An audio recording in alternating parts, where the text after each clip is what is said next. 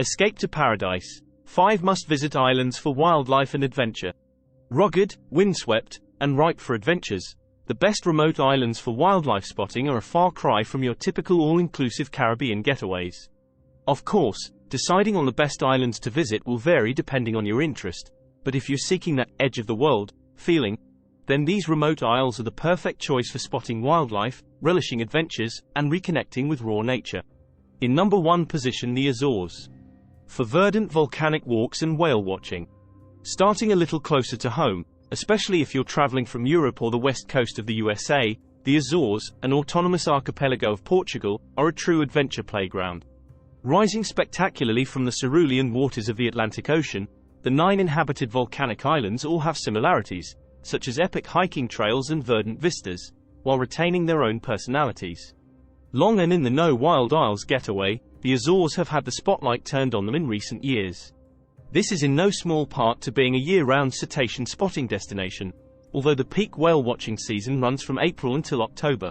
From all the islands, boat trips depart into the deep blue to spot these magnificent marine mammals, with São Miguel, the largest island and gateway to the group, offering the most extensive choice of sailings.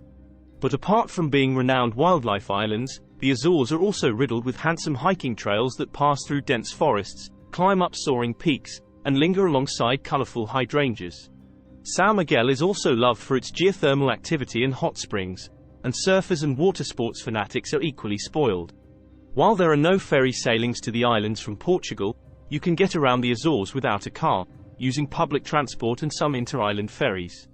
However, a vehicle and domestic flights are needed to explore every corner of the archipelago. In number 2 position, the Galapagos Islands. For endemic wildlife, giant tortoises, iguanas and island hopping. Renowned for the pristine landscapes, conservation projects, and endemic fauna and flora, the Galapagos Islands are some of the most wildlife-heavy isles you can visit.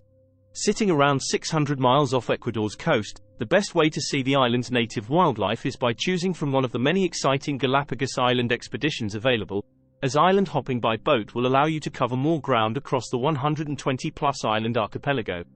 The most famous resident of these unspoilt isles is arguably the Galapagos giant tortoise, which can grow to around 5 feet. The Falkland Islands. Still, with hundreds of endemic species, including birds and marine life, calling the island group home, there are plenty more wildlife spotting opportunities to get excited about. Standouts include the Galapagos penguin, lava lizards, marine iguanas and the Galapagos hawk, a scarce bird of prey. Then there are the numerous non-native species, such as sea lions, albatrosses, and the colorful lightfoot crabs. Snorkeling and scuba diving are equally excellent ways to experience the underwater side of the Galapagos, with sea turtles, rays, and shoals of tropical fish thriving in the protected waters. But these remote islands aren't only about seeing the residents. There are plenty of low-impact adventure activities you can enjoy during your visit. Hiking around active volcanoes, surfing the less crowded swell and kayaking amongst sea lions are just 3 of the adventures awaiting these near-Eden-like isles. In number 3, the Falkland Islands. For solitude, sheep, seals and penguins are plenty. Forget any ideas of a luxury island escape on the Falkland Islands. These rough, rugged, and windswept outposts of the United Kingdom are true wild isles where sheep outnumber humans by the thousands. But the main reason to visit the Falkland Islands isn't the little lambs. It's the million-plus penguins that nest across the archipelago. With less than 20 of the numerous isles inhabited, and even then, some only have a population of 2. These are genuinely remote islands where days can pass without a conversation, let alone seeing a convenience store. Sadly, the islands are still remembered by many for one thing only: the Falkland Islands War with Argentina, which developed due to the ongoing dispute over the Islas Malvinas, the Spanish name for the archipelago. Kayaking around shipwrecks and playful seals, boarding tiny planes to reach the outer isles, and taking hauntingly silent walks to white sand beaches are all staples of a trip here. But it was the time spent watching playful penguins diving into the waters that was most precious. Our number 4 position is Antarctica. For snow-coated expeditions and emperor penguins. If there's one true end-of-the-world adventure, it's Antarctica. Sure, it's the 7th continent rather than one island, but if anything, that adds to the experience, as you'll need to opt for one of the ever-growing cruises around Antarctica, which depart from South America, to visit. An absolute bucket list dream for everyone, a trip to this vast icy land is certainly not wallet-friendly, though it's undoubtedly a once-in-a-lifetime adventure. Still, with rising concerns about the effects of tourism here, keeping sustainability and responsibility in mind when planning your trip is a must. Luckily, it's a place for learning, and ships voyaging here will be equipped with local specialists and marine biologists to preserve the pristine landscape. The main wildlife draw for many is the chance to see the endemic emperor penguins, which can grow to be 4 feet tall.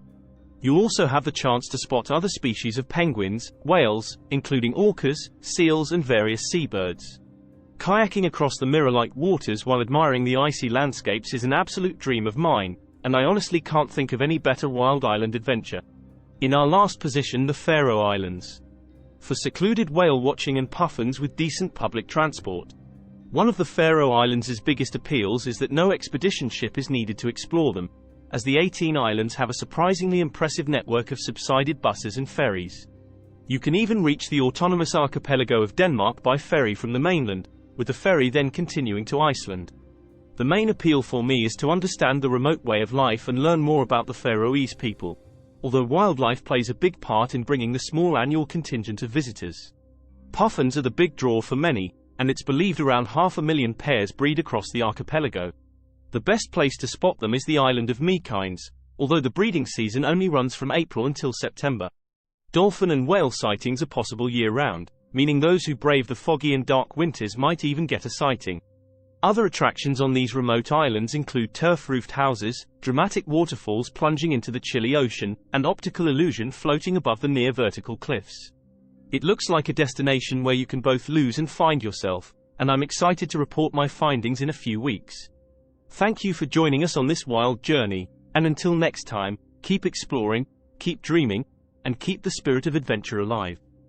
See you in our next exciting destination.